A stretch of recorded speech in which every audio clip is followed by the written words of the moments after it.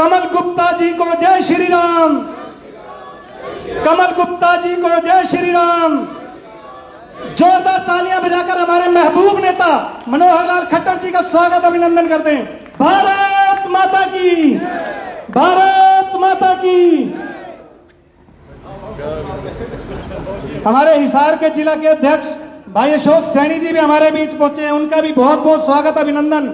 और हिसार के भारतीय जनता पार्टी के जो प्रत्याशी हैं, जो कमल का फूल लेकर हम सबके बीच में आए हैं, डॉक्टर कमल गुप्ता जी, वो भी हमारे बीच में। जोरदार तालियों से एक बार उन सबका स्वागत अभिनंदन करते हैं। एक बार भारतीय जनता पार्टी जिंदाबाद। मैं अनुरोध करूंगा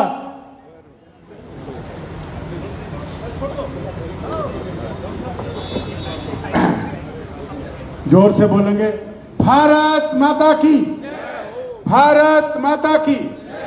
क्योंकि समय बहुत कम है और 10 बजे माइक बंद हो जाएगा और इसके बाद एक सभा और है, तो मैं समय की बाध्यता को देखते हुए सीधा आदरणीय श्री मनोहर लाल जी, जो 10 वर्ष तक हरियाणा के मुख्यमंत्री रहे और आज केंद्र सरकार में कैबिनेट मंत्री, 2 विभाग हैं, शहरी विकास और विद्युत का, मैं उनको आमंत्रित करता हूं कि वो सीधी बात करें, क्योंकि समय बहुत कम है। इसके बाद एक सभा और है, 10 बजे के बाद माइक इस्तेमाल नहीं कर सकते।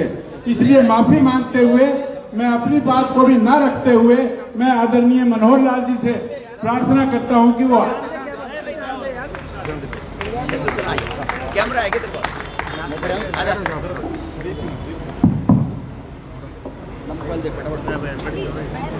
दिए तो सही सुनील।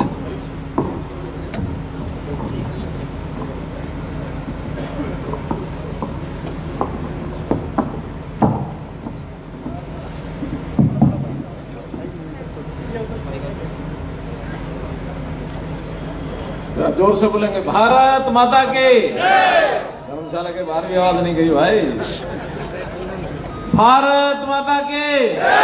अब इस बार चंडीगढ़, भारत माता की। धन्यवाद। मित्रों, ये हिसार की नगरी बहुत मेरी अपनी और प्यारी नगरी, राजगुरु मार्केट, पंजाबी धर्मशाला, ऐसे है ना, ठीक एड्रेस इसका यही है ना।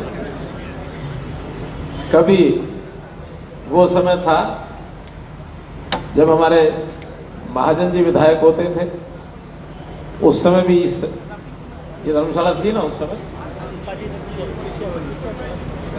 उन्होंने ही बनवाई थी। मुझे जहां तक ध्यान है, उस समय मैं यहाँ संघ के प्रचारक के रूप में था।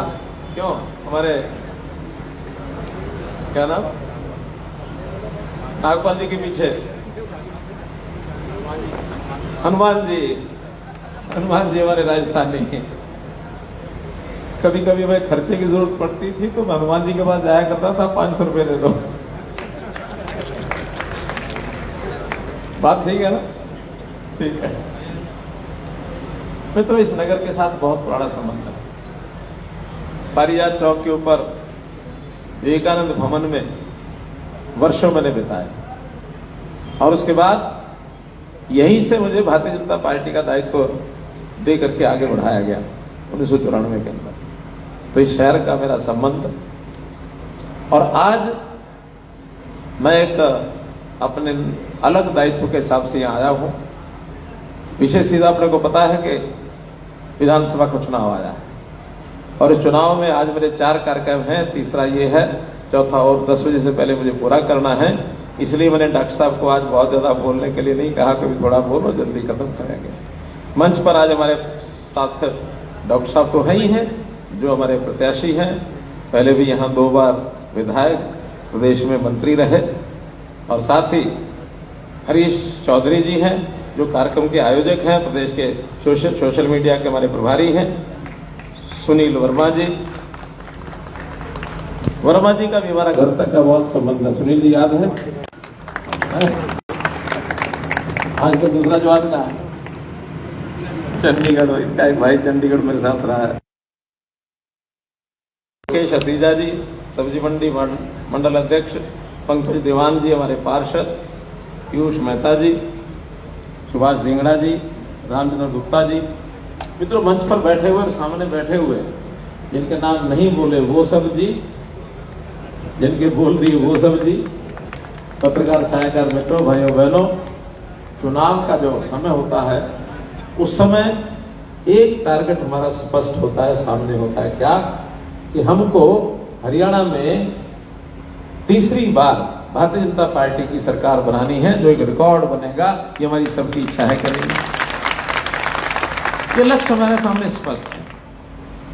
और दूसरा लक्ष्य ये भी साथ जुड़ा हुआ है कि जब हरियाणा में सरकार बननी है तो हरियाणा हिसार के प्रतिनिधि के बिना वो सरकार बन सकती है क्या? नहीं बन सकती।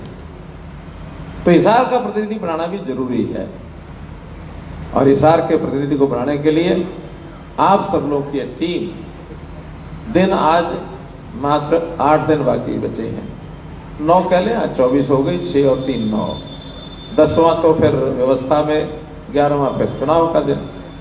तो ये 9 दिन का समय, ये हमने अपने समय का एक एक घंटा ठीक से लगाना है। ये 216 घंटे हमको ठीक से उपयोग करने हैं। तो इस नाते से आखिर हम अपना वोट डालेंगे तो ठीक ही है, हमारे परिवार के लोग भी आखिर हमारे साथ मिलकर चलेंगे। अभी ऐसी स्थिति नहीं आई कि परिवार के लोग बाहर जाएंगे, लेकिन वो सब मिलाएंगे। या जो आज चारों सभा में कर रहा हूं, तो चारों सभा के सब मिला करके अगर 2000 2500 लोग होंगे तो ये सब मिला के तो 10,000 हो जाएंगे। लेकिन 10,000 की बजाय हमारा टारगेट क्या है? हिसार का कुल वोट संख्या है 1 लाख कितना, 180। 10-20 हजार वोट ऐसे होते हैं, शायद कोई बाहर गया है, कोई नहीं डालने जाएगा, कुछ भी होगा, तो 160 भी अगर मानो वोट डलता है, भले ही कैंडिडेट अभी यहां 3-4 दिख रहे हैं, लेकिन आखिर आते हुए ये मान के चलो कि अगर आमना सामना मुकाबला 2 ही कैंडिडेट का रह जाए तो हमको जीतने के लिए आधे से ज्यादा चाहिए। 160 अगर डलता है तो हमारा टारगेट चाहिए 81,000 वोट का। अगर हम 81,000 या इससे ऊपर ले जाते हैं तो निश्चित रूप से तीसरी बार डॉक्टर कमल गुप्ता जी भी हमारे यहाँ के प्रतिनिधि बन करके सरकार में अपनी हिस्सेदारी लाएंगे, निश्चित लाएंगे। हिसार के लिए पहले भी इन्होंने काम किया है, आगे भी उसी प्रकार से करेंगे, कोई कमी पहले इन्होंने रहने नहीं दी है। और मैं तो समझता हूं कि यहाँ के कामों के लिए, क्योंकि मैं मुख्यमंत्री था तो स्वाभाविक है मंत्री मुख्यमंत्री मिलते जुलते थे, तो अपनी कॉन्स्टिट्यूंसी के लिए इतना जितना आग्रह रहता था, वो भी एक तो होता छोटा मोटे कामों का आग्रह, बड़े बड़े कामों का आग्रह इनका रहता था। एयरपोर्ट के लिए इतना इन्होंने प्रयत्न करके और यहाँ का एयरपोर्ट बनवा दिया। हरियाणा का ये पहला एयरपोर्ट है, क्योंकि इससे पहले हरियाणा के लोग या तो दिल्ली एयरपोर्ट का सहारा लेते हैं या चंडीगढ़ एयरपोर्ट का लेते हैं। हिसार अपने आप में जो सिविल का एक एयरपोर्ट हो सकता है, डिफेंस के तो 2 हैं, एक सिरसा में है और एक अंबाला में है, लेकिन सिविल नाते से अगर पहला एयरपोर्ट बना है तो हिसार में बना है। इस एयरपोर्ट का उपयोग न केवल देश के लिए बल्कि विदेशों में जाने वाले लोगों के लिए भी होने वाला है। इसी प्रकार से हिसार को एक अच्छा शहर बनाने के लिए यहाँ गुरुग्राम के बाद फरीदाबाद और उसके बाद हिसार वैसा एक शहर बने, अलग से development authority, Hisar metropolitan development authority HMDA, इसका गठन हमारे कमल गुप्ता जी ने ही कराया है। वरना तो हम रुक गए थे, कहाँ, गुड़गांव फरीदाबाद रुक गए थे।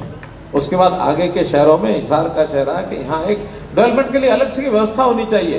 हर फाइल यहाँ की चंडीगढ़ जाएगी और चंडीगढ़ से वापस आएगी तो किसी काम को करने के लिए 6 महीने साल लगेंगे, लेकिन अगर डेवलपमेंट अथॉरिटी यहाँ होगी तो मुख्यमंत्री को मीटिंग लेने के लिए यहीं आना पड़ेगा, सभी विभागों के अधिकारी यहीं आएंगे और यहीं बैठ करके उसकी प्लानिंग बनाएंगे, उसका बजट तय करेंगे, उसका काम शुरू करेंगे, उसका टेंडर करेंगे। डेवलपमेंट अथॉरिटी का काम जब शुरू होगा तब पता लगेगा इसका कितना बड़ा लाभ है। तो हिसार अपने आप में एक बड़ा शहर, एक आधुनिक शहर ये बनने जा रहा है, और जब ये बनेगा तो यहाँ के साधारण व्यक्ति का भी स्तर के ऊपर उठने वाला है। अब विषय ये आता है कि हमारी सबकी इच्छा हरियाणा में तीसरी बार सरकार बने, लेकिन एक विषय ऐसा आया है जिसको स्पष्ट करना बहुत जरूरी है। अब हम सरकार के नाते चाहे केंद्र में चाहे प्रदेश में लगातार अपने काम में लगे रहे, काम करने से फुर्सत हमें थी नहीं। और हमारे कांग्रेस के मित्र खाली घर बैठे थे, इनको कुछ करना नहीं था, और एक झूठ का एक स्वर गाना शुरू किया, एक टैगलाइन बनाई, सरकार कांग्रेस की आएगी, सरकार कांग्रेस की आएगी, सरकार कांग्रेस की आएगी। एक कहावत है कि अगर 100 बार कोई झूठ आदमी सुन ले तो दिमाग पर असर हो जाता है, शायद लगता है यही सत्य है। क्यों ऐसा है ना?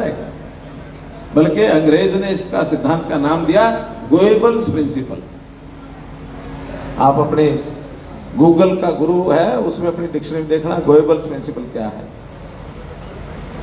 तो उसका असर कहीं ना कहीं लोगों में हुआ, लोगों ने पूछना शुरू किया, क्या कांग्रेस सरकार बनेगी, भाजपा की सरकार नहीं बनेगी? और हमने दावे से कहना शुरू किया है कि तीसरी बार यहां भारतीय जनता पार्टी की सरकार बनेगी।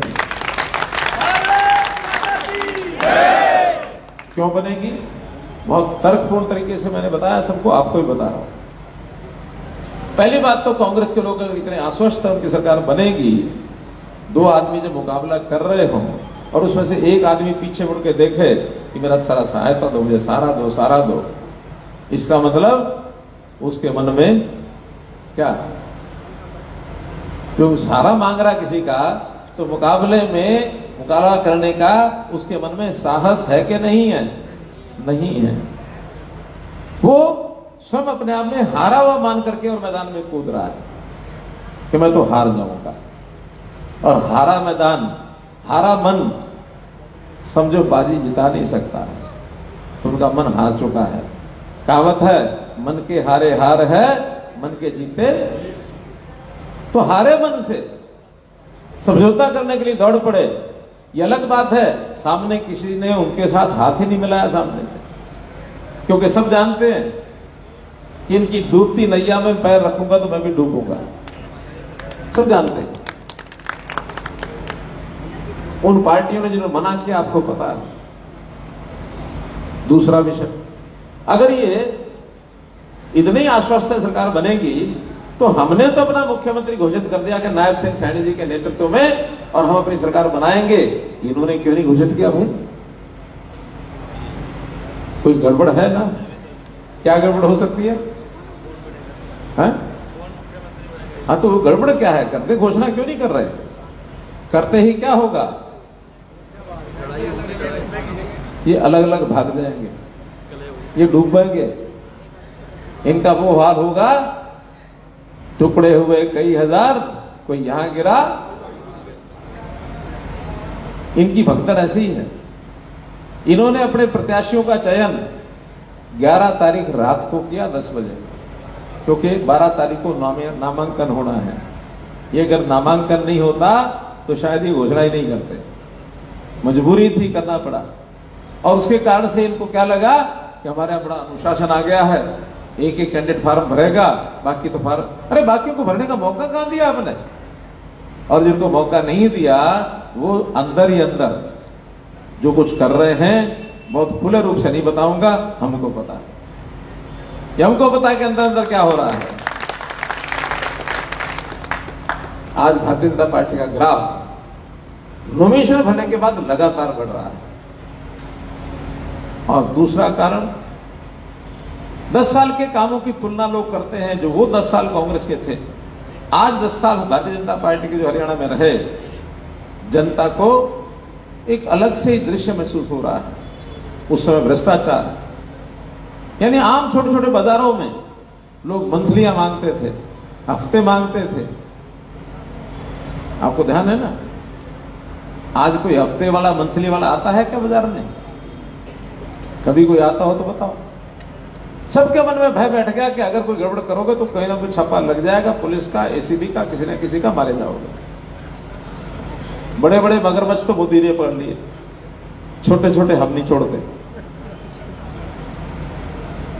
छोटे छोटे हम भी नहीं छोड़ते। हमको जनता को राहत देनी है। जनता को राहत मिलती है अगर भय मुक्त शासन हो, भ्रष्टाचार रहित शासन हो, और बिल्कुल जिसको कहना चाहिए पारदर्शी शासन।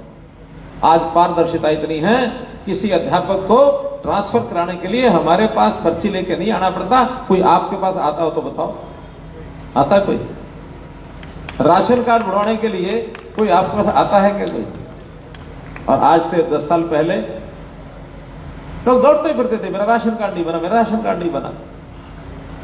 2013 में जब हमने 14 में सत्ता संभाली, प्रदेश में 27 लाख राशन कार्ड थे।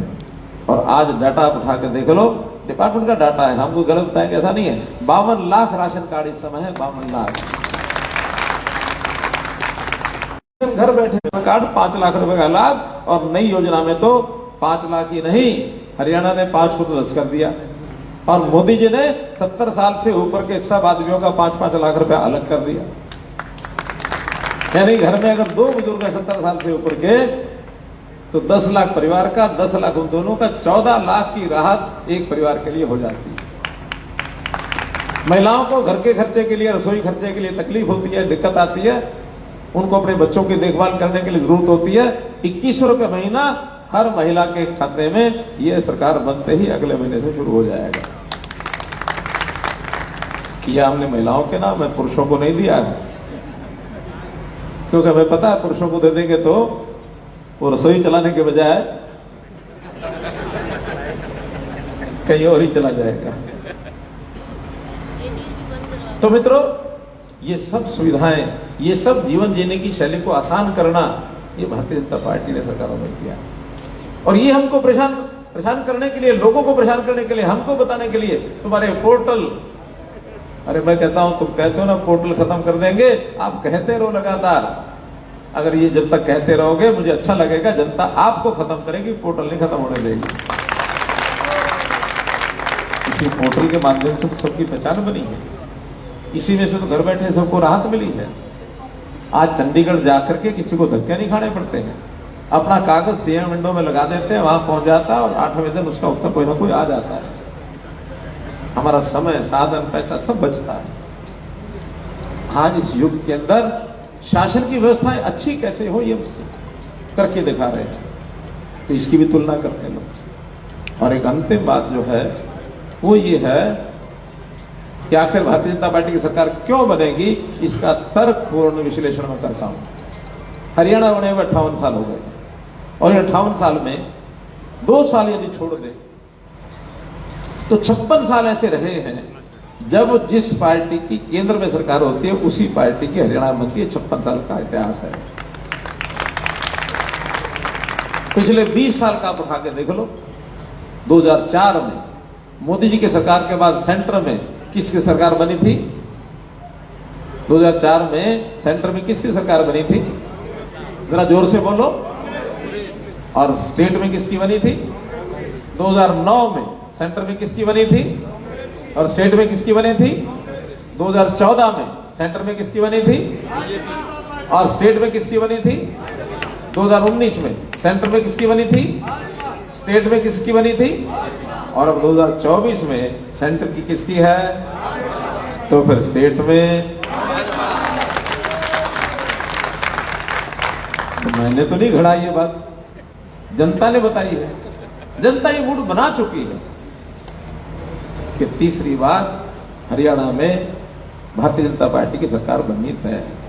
अब अगला विषय वो है कि इस भारतीय जनता पार्टी की बनती सरकार हरियाणा में हिसार की हिस्सेदारी अगर करनी है तो एक बात से सावधान हो जाओ सब लोग। वो सावधानी ये है कि यहां एक भ्रम फैलाया जा रहा है कि भारतीय जनता पार्टी के 2 कैंडिडेट खड़े हैं। ये भ्रम फैलाया जा रहा है। क्यों फैलाया जा रहा है? तो इससे सावधान हो जाओ।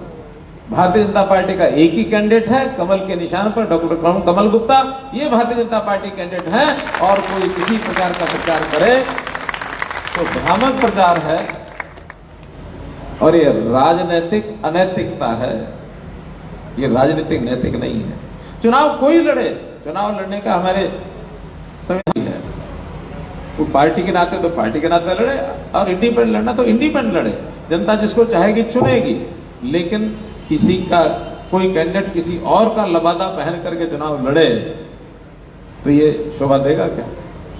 नहीं देगा। तो ये आपको जनता को जाके बताना है। अगर आप जनता को बताओगे तो फिर भारतीय जनता पार्टी के जीतने का रास्ता सुनिश्चित हो जाएगा डॉक्टर कमल गुप्ता का जिताना। और कांग्रेस के खेलों को समझ जाओ। कांग्रेस के खेल, वैसे तो कांग्रेस रही नहीं अब, बापू बेटा ही है, ताकि पार्टी भी अंदर अंदर बिखर चुकी है। उनकी एक नेत्री है अनुसूचित जाति से, उसको कितना अपमानित किया है, यानी उसको जातिवाचक शब्द कह करके उसका अपमान किया है। कांग्रेस का अंदर का मामला, उनकी वो मुख्यमंत्री बने ना बने या बनाए ना बनाए उनका विषय है। वो तो तब बनेगा जब विधायक आएंगे, वो होने वाला नहीं है। ना 9 मन तेल होगा ना राधा नाचेगी। ये कहानी है बहन जी, मतलब कहावत है, यही है ना। तो पुराने समय की कोई कहावत चली आ रही है, भाई ये नहीं होगा तो वो नहीं होगा।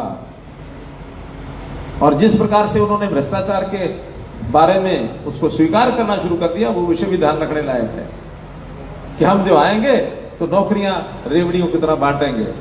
एक विधायक को इतनी देंगे, दूसरे विधायक को इतनी देंगे। विधायक भी कहना शुरू कर दिया, इतने वोट दोगे तो नौकरी, इतने वोट दोगे तो नौकरी। अरे जो चीज भारतीय जनता पार्टी की गांव गांव में, शहर शहर में जादू सिरचड़ बोल रही है, क्या बिना पर्ची बिना खर्ची नौकरी, सारा गांव प्रसन्न होता है, चाहे 10 लोग लगे चाहे 20 लगे। लेकिन ये लोग कहते हैं हम तो, वो कहते हैं ना, बांटे रेवड़ियां मुड़ मुड़ अपने को दे। कौन? मैं नहीं कह रहा, आप कह रहे हैं। तो मित्र, इनके पल्ले कुछ नहीं है, पल्ले नहीं दाने। ये कहावतें ऐसे नहीं बनी है, तो इसलिए ये सारी बात हमको बतानी पड़ेगी। और दूसरा, ये लोग जातियों के बारे में कितना जहर उगलते हैं। अनुसूचित जाति की बात मैंने बताई आपको, ये हरियाणा के पंजाबी समाज के बारे में जो उन्होंने टिप्पणियां की हैं, मैं कभी बोला नहीं इस विषय में। मैं इसलिए नहीं बोला, एक संवैधानिक तौर पर एक बंधन में बंधा हुआ था, मुझे जाति पाति में विश्वास नहीं है, मैं ऐसा हमेशा कहता रहा। लेकिन चोट तो लगती है ना, आत्मसम्मान को ठेस तो लगती है। उनका ये पंजाबी जहां से आए वहीं भेज देंगे, मनोहर लाल को बिल में डाल देंगे। कहा है या नहीं कहा? तो इसका उनको एहसास कराने का अवसर कौन सा है? इनको एहसास कराने का मित्रों यही अवसर है। समाज के हर वर्ग को इकट्ठे होकर के, और इनका अपना समाज कोई नहीं है, सिवाय स्वार्थ जगाने के वोट बैंक खड़ा करते हैं कि इस समाज को, इस जाति को वोट बैंक के नाते इसको ये दे दो, इसको ये दे दो। अरे हम कहते हैं हरियाणा एक, हरियाणा में एक, सारा समाज हमारा है। सारे समाज को जिसकी जरूरत ज्यादा है, जो पात्र है, सुविधाएं उसको मिलेंगी। जो योग्य है नौकरी में वो जाएगा, ताकि पढ़ाई करने में होड़ लग जाए। जब हमने ये मेरिट पर नौकरी देने की बात की तो हिसार का मुझे उदाहरण बताया गया, कितना सच है कितना झूठ है मालूम नहीं, कि यहाँ एक लाइब्रेरी, कौन सी लाइब्रेरी की बात थी आप लोगों को पता होगा, कि उस लाइब्रेरी में 24 घंटे उनका टाइम के हिसाब से शिफ्टें तय होती थी कि आपको लाइब्रेरी में इतने बजे आना है। रात को 2 बजे भी नौजवान जो है पढ़ने वाले उस लाइब्रेरी में अपना टाइम बुक करा के जाते थे। ये मुझे हिसार की बात बताइए, आपको भी कैसे बताऊं। तो इसलिए पढ़ने वालों का शौक लग गया। हरियाणा का नौजवान, इसका भविष्य ये उज्जवल हो गया। तो मैं तो पुनः आपसे वही अपील करता हूं, क्योंकि मेरा एक कार्यक्रम अभी और है, 10 बजे पहले मैं समाप्त करना है, कि आप लोग अपना, अपने मित्र, अपने रिश्तेदार, अपने पास पड़ोस के लोग, काम करने वाले लोग, यानी 81,000 लोगों को तैयार करके भारतीय जनता पार्टी कमल के निशान पर डॉक्टर कमल गुप्ता जी को जिताने का संकल्प ले। यही बात आपसे कहनी है। बहुत बहुत धन्यवाद, बहुत बहुत आभार।